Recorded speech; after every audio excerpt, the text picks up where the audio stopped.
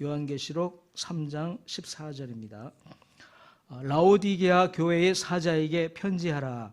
아멘이시오 충성되고 참된 증인이시오 하나님의 창조의 근본이시니가 이르시되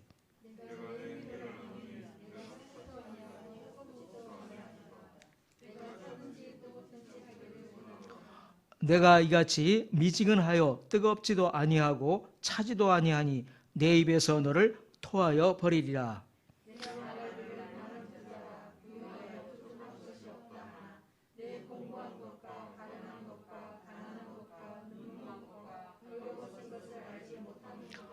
내가 너를 권하노니 내게서 불로 연단한 금을 사서 부요하게 하고 흰 옷을 사서 입어 벌거벗은 수치를 보이지 않게 하고 안약을 사서 눈에 발라 보게 하라.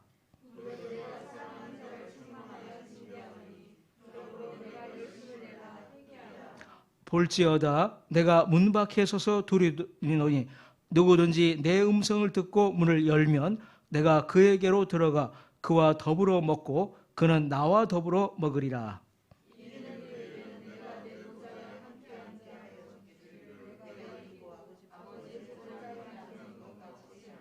우리 함께 읽겠습니다. 시작. 귀 있는 자는 성령이 교회들에게 하시는 말씀을 들을지어다.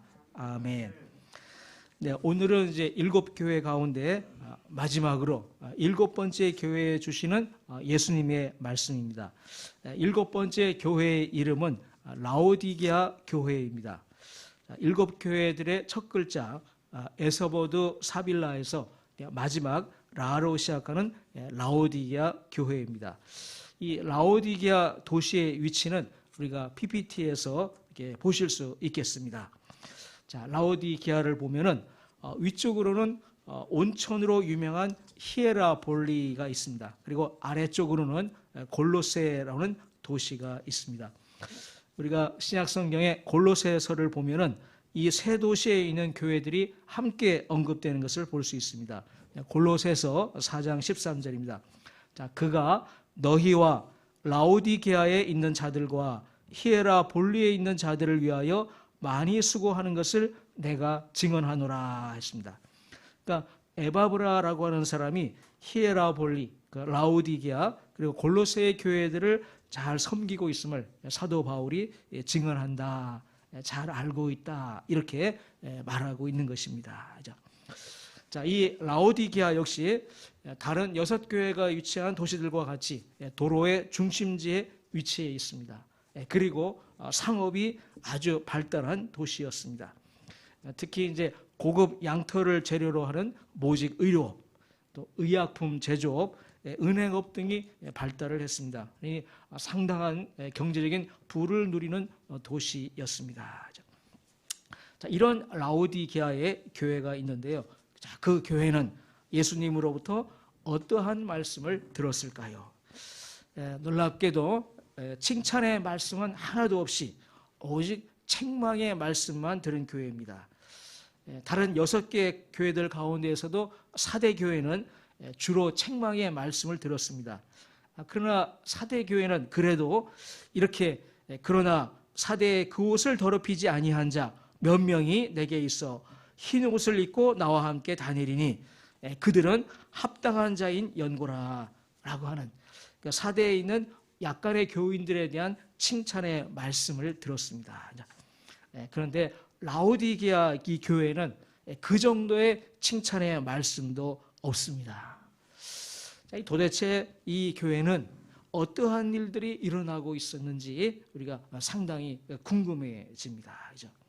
오늘 예수님께서 말씀을 주시는데 그 말씀에 앞서서 먼저 교회에 말씀을 주시는 예수님은 어떤 분인지 예수님의 영광을 선포함으로써 시작을 합니다. 14절입니다. 자, 아멘이시오 충성되고 참된 증인이시오 하나님의 창조의 근본이시니가 이르시되. 예수님의 영광을 3가지로 선포합니다. 자, 아멘이신 분이요 충성되고 참된 증인이시오 하나님의 창조의 근본이시니입니다. 자, 여기서 자, 아멘이라고 하는 것은 아멘은 참으로 진실로라고 하는 뜻입니다. 우리가 구약 성경을 보면은 하나님의 말씀이 선포될 때 듣고 있던 회중들은 하나님의 말씀을 듣고 아멘으로 화답하는 모습을 우리가 볼 수 있습니다. 하나님의 말씀은 진실입니다. 진실로 그러합니다. 이렇게 고백을 하는 것입니다. 자, 이사야 65장 16절을 보면은 하나님을 어떤 하나님으로 부르는가 하면은 바로 아멘의 하나님이라 이렇게 부릅니다. 이사야 65장 16절입니다. 자, 이러므로 땅에서 자기를 위하여 복을 구하는 자는 진리의 하나님을 향하여 복을 구할 것이요, 땅에서 맹세하는 자는 진리의 하나님으로 맹세하리니 이는 이전 환난이 잊혀졌고 내 눈앞에 숨겨졌음이라. 그래서 하나님을 진리의 하나님이라 이렇게 부릅니다. 그렇죠? 바로 이 진리의 하나님을 히브리어 원어로 보면은 바로 아멘의 하나님입니다. 그렇죠? 하나님은 참이시고 진리이신 하나님이시다라고 하는 선포이자 찬양으로 올려드리는 것입니다. 하나님께만 올려드리는 바로 이 찬사죠. 진리의 하나님, 아멘의 하나님. 바로 하나님께 올려드리는 이 찬사가 바로 예수님께 동일하게 올려지고 있습니다. 그러니까 바로 예수님은 누구신가? 아버지 하나님과 동등하신 하나님이시고 진리의 하나님이시라라고 하는 선포가 됩니다.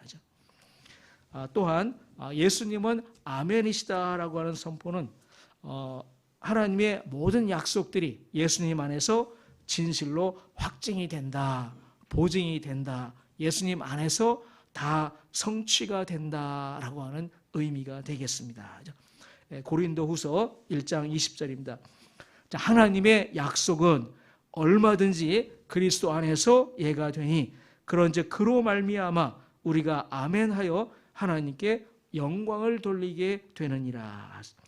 하나님의 약속은 얼마든지 그리스도 안에서 예가 되니.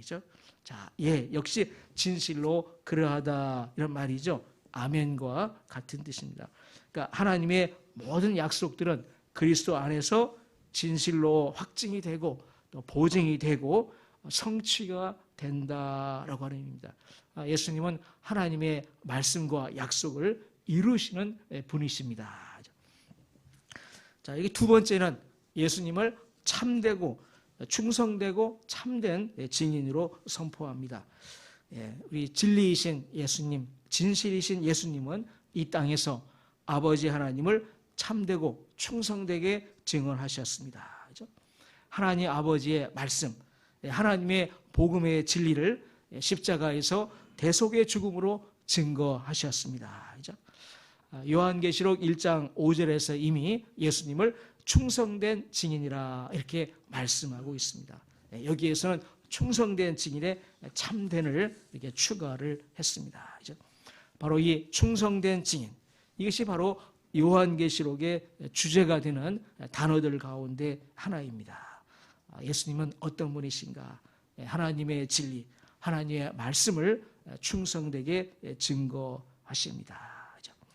자, 세 번째로 이제 예수님은 하나님의 창조의 근본이신 이로 선포가 됩니다. 근본은 기원, 근원을 의미합니다. 그렇죠? 그러니까 창조의 근원이라고 하는 것은 바로 창조의 기원이 되시는 분, 바로 창조하신 분, 창조주라고 하는 말씀입니다. 그러니까 예수님은 하나님 아버지의 창조에 함께 하신 동등하신 창조주이시다라는 말씀입니다. 그러니까 하나님 아버지에게 돌려지는 하나님의 창조의 그 신성이 동등하신 아들이신 예수님께로 올려집니다. 그러니까 예수님은 모든 피조물과 다른 것이죠. 창조된 아들이 아니시죠. 창조하신 분이죠. 창조주 하나님이십니다. 우리가 이 말씀을 들을 때 우리가 요한복음 1장 1절부터 3절까지의 말씀으로 창조주 하나님이신 예수님께 찬양을 올려드리지 않을 수 없습니다. 태초에 말씀이 계시니라. 이 말씀이 하나님과 함께 계셨으니 이 말씀은 곧 하나님이시니라. 그가 태초에 하나님과 함께 계셨고 만물이 그로 말미암아 지은 바 되었으니 지은 것이 하나도 그가 없이는 된 것이 없느니라. 만물이 그로 말미암아 지은 바 되었으니 지은 것이 하나도 그가 없이는 된 것이 없느니라. 아멘. 바로 이럴 때 아멘으로 이렇게 화답을 하는 것입니다.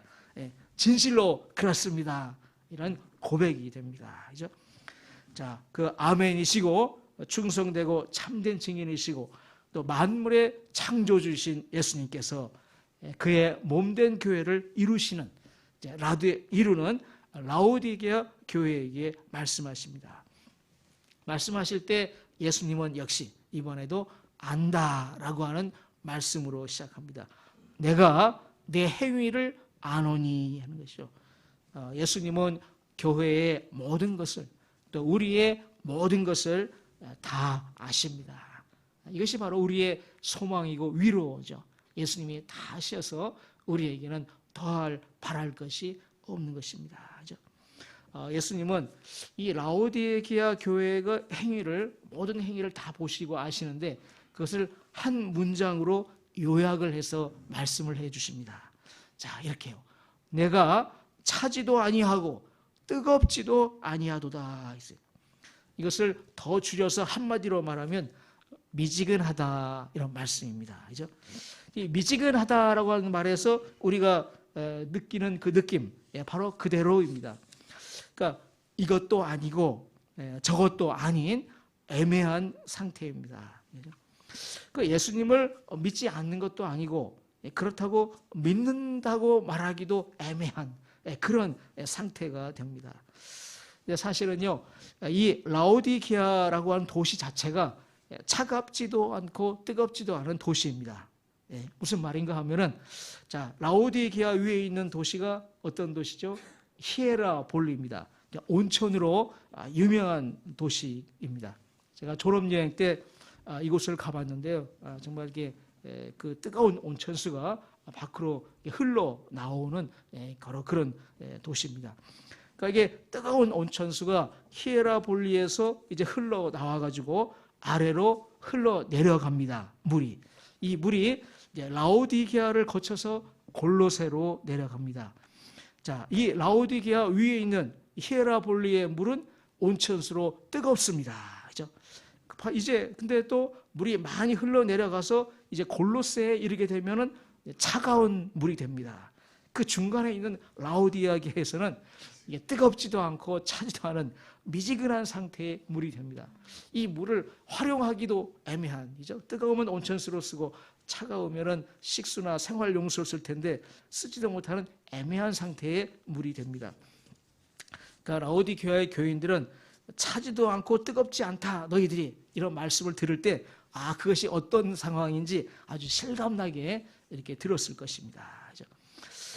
자, 이제 좀 더 구체적으로 어떻게 이런 말씀을 듣고 있는가 하는 것을 우리가 17절 상반절의 말씀으로 좀 더 우리가 구체적으로 알 수가 있습니다. 자, 내가 말하기를 나는 부자라 부요하여 부족한 것이 없다 하나 했어요. 그러니까 라오디게아 도시 자체가 굉장히 부요한 도시죠. 그런데 이 교회 교인들 역시 그 도시의 부요함, 상업적인 부요함을 함께 누리고 있었습니다.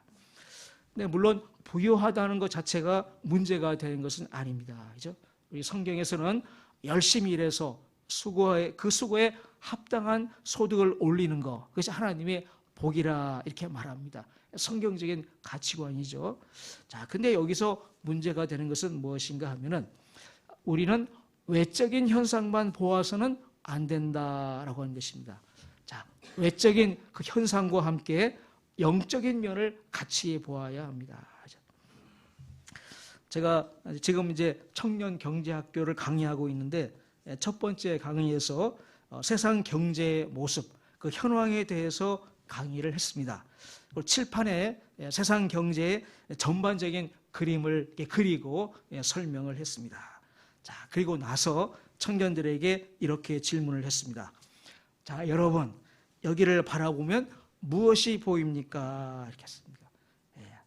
무엇이 보이나요? 답은 어두움이 보입니다. 자, 영적으로 저 세상을 바라보면은 인간들의 타락과 죄악으로 인한 어두움이 보입니다. 자, 그리고 또 제가 질문을 했습니다. 자, 이제 다시 눈을 감고 다시 떠보십시오. 자, 이제는 무엇이 보이나요? 답은 빛이 보입니다. 자, 세상의 그 어두움 가운데에서 예수 그리스도의 빛으로 세상을 비추고 있는 그 빛들이 보입니다. 바로 우리 그리스도인들은 세상의 어두움을 밝히는 빛과 같은 존재들입니다. 이렇게 우리는요, 뭐 세상을 바라볼 때 육적인 것과 영적인 것을 함께 볼 수 있어야 됩니다. 늘 함께 생각을 해야 됩니다. 라오디게아 교회를 보니까 육적으로 보니까 외적인 현상으로 보니까 경제적으로는 아주 부유함 가운데 있습니다. 근데 우리가 여기서 마냥 부러워하면 안 되죠. 영적으로 어떤가 생각을 해야 한다는 것입니다. 근데 우리는 이 라오디게아 교회는 영적으로는 어떠한가, 이것을 영적으로 볼 수 있어야 된다. 영적으로 보면 어떤가요? 예수님께서 말씀해 주시죠. 17절 하반절입니다. 내 곤고한 것과 가련한 것과 가난한 것과 눈먼 것과 벌거벗은 것을 알지 못하는도다. 아이고, 이렇게 엄청나네요. 그죠? 육적으로는 아주 부유함 가운데 있는데 영적으로 보니까 아주 가난하고 눈 멀고 영적인 눈이 어둡고 비참함 가운데에 있습니다. 그죠? 라오디게아 교회의 이러한 모습, 즉 육적으로 경제적으로는 부유함 가운데 있지만은 영적으로는 비참한 상태에 있는 이 모습은 바로 이 시대 현재 서구 교회들에서 많이 볼 수 있는 그런 모습이 되죠. 그죠? 우리나라도 이제 어려운 시기를 지나서 경제적으로 많이 부유해졌습니다. 그러면서 이제 부유함을 함께 누리는 교회들도 많아졌습니다. 그죠? 그러나 동시에 우리가 영적으로 본다면은 이 교회와 마찬가지로 비참한 상태에 있는 교회들도 있으리라, 이렇게 우리가 짐작을 해볼 수가 있습니다. 그죠? 자, 그렇다면은 상황이 이제 좀 심각하다고 하는 것을 느낄 수가 있습니다. 그죠? 바로 우리의 문제가 될 수도 있기 때문입니다. 그죠? 그래서 우리가 이 라오디게아 교회의 영적인 상태를 좀 더 정확하게 진단을 해야 되겠습니다. 진단이 정확해야지 처방과 개선책이 정확하게 나올 수 있죠. 그래서 바로 잡을 수 있고 돌이킬 수 있기 때문입니다. 19절 하반절에서 예수님은 이렇게 말씀하십니다. 그러므로 내가 열심을 내라, 회개하라. 자, 내가 열심을 내라, 회개하라. 이 말씀을 읽고 이렇게 이제 생각할 수가 있겠습니다. 이거 그러면 교회 생활에서 열심을 내라, 이런 말씀인가 하고 말입니다. 근데 이렇게 생각하게 되면은 우리가 새벽 기도를 열심히 해야 되고, 또 교회 봉사를 열심히 해야 되고, 또 교회 집회에 열심히 참여해야 되겠다, 이렇게 결심할 수가 있습니다. 그리고 그런 결심을 행동으로 옮기고 실천할 수가 있습니다. 근데 과연 정말 그럴까요? 예수님께서 열심을 내라 지금 말씀하실 때 과연 그런 열심을 내라고 예수님께서 말씀하고 계신 걸까요? 그러니까 요 예수님의 말씀을 어떻게 이해하느냐에 따라서 엄청난 결과를 가져오게 될 것입니다. 만일 예수님이 말씀하신 열심이 그런 의미라면은 잘한 것이죠. 다행인 것이죠. 근데 만일 그런 뜻이 아니라면은 오히려 더 비참한 결과를 가져오게 될 것입니다. 문제는 해결되지 아니하고 오히려 더 문제가 깊어지는 결과를 가져올 것입니다. 그래서 우리는 섣불리 판단하지 아니하고, 자, 예수님께서 말씀하신 이 열심의 뜻이 무엇인가, 이것을 한 번 더 점검하고 세밀하게 살펴보아야 할 것입니다. 과연 그러한가, 과연 어떠한가 하고 말입니다. 이 돌다리도 두들겨야 되지 않습니까? 그죠? 자, 바로 앞 19절 상반절에서 예수님은 교회를 사랑하셔서 책망하신다, 이렇게 말씀하셨습니다.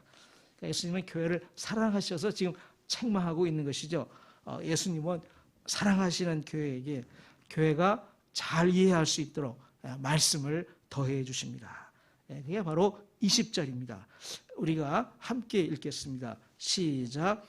볼지어다 내가 문 밖에 서서 두드리노니 누구든지 내 음성을 듣고 문을 열면 내가 그에게로 들어가 그와 더불어 먹고 그는 나와 더불어 먹으리라.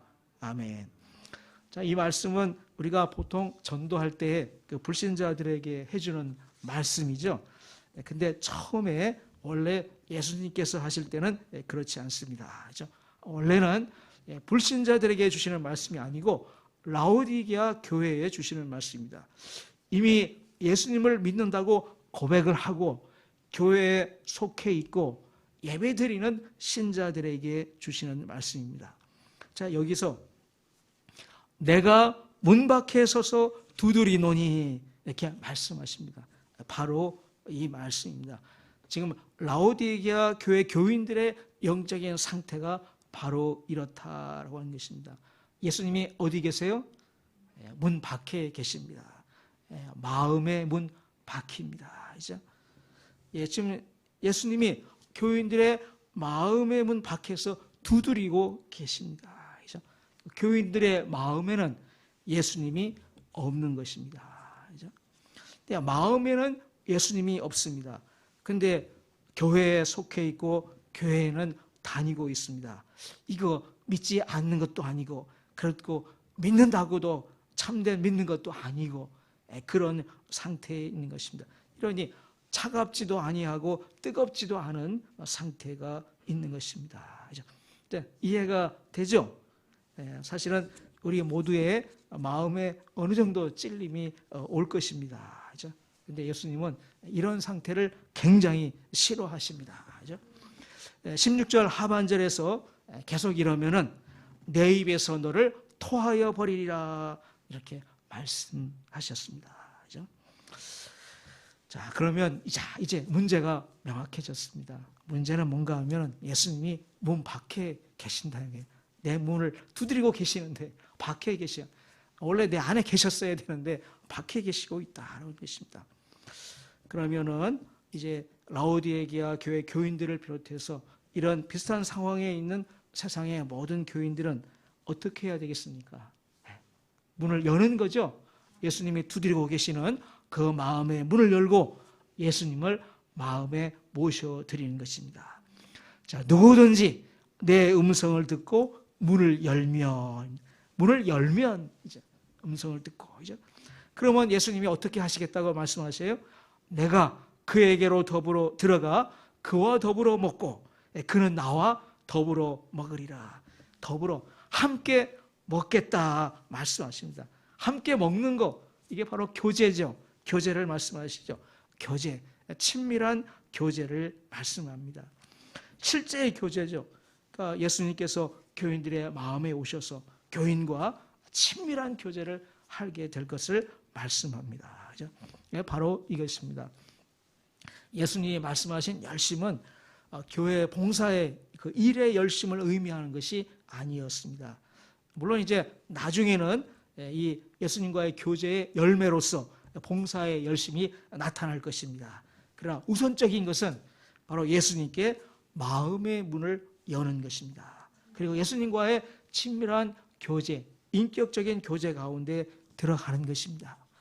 물론 예수님과의 이 교제는 성령님과의 교제로 또 아버지 하나님과의 교제로 이어지게 될 것입니다. 여러분 지금까지 우리가 신앙을 가지고 신앙생활을 해왔습니다. 여러분 신앙이라는 게 무엇입니까? 예수님을 믿는다. 믿음이라고 하는 것이 무엇입니까? 한마디로 뭐라고 대답하겠습니까? 요한 1서 1장 3절입니다. 우리가 보고 들은 바를 너희에게도 전함은 너희로 우리와 사귐이 있게 하려 함이니 우리의 사귐은 아버지와 그의 아들 예수 그리스도와 더불어 누림이라. 그러니까 우리의 사귐은 아버지와 그의 아들 예수 그리스도와 더불어 누림이라. 이 말씀의 뜻은 우리는 아버지 하나님과 교제하고 또 하나님의 아들 예수 그리스도와 교제한다입니다. 하나님께서 우리를 택하시고 부르신 목적은 우리와 교제하시기 위해서입니다. 신앙은 교제, 믿는다고 하는 것은 교제예요. 누구예요? 예수님과의 교제, 성령님과의 교제, 하나님 아버지와의 인격적인 교제입니다.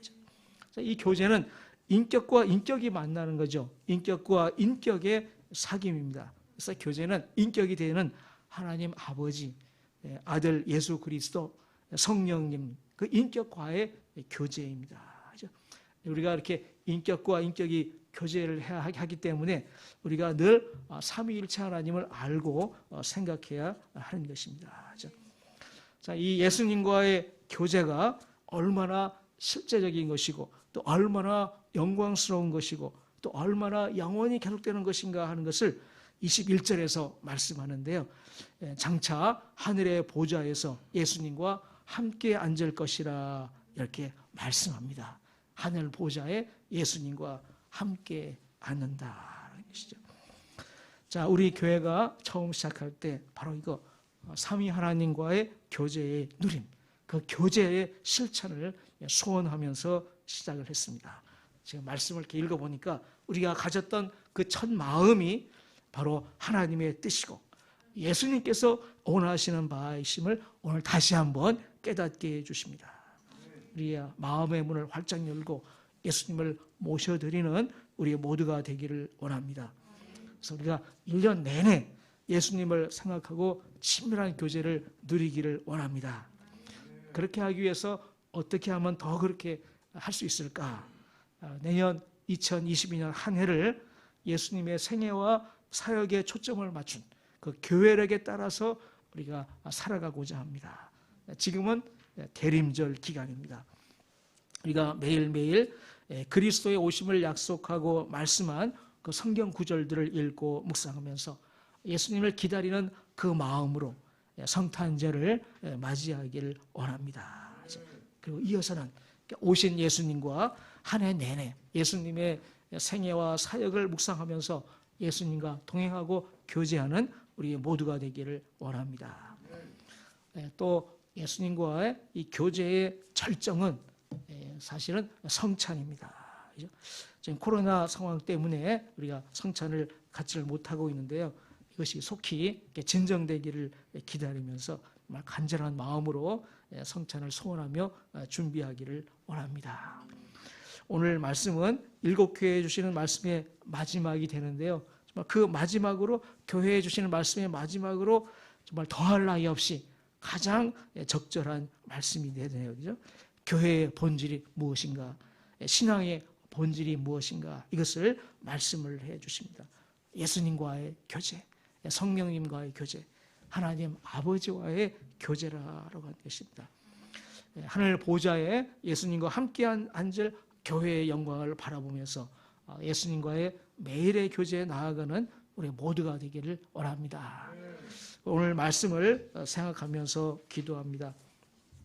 우리 자신을 이렇게 돌아보기를 원합니다. 예수님이 나의 어디에 계신가?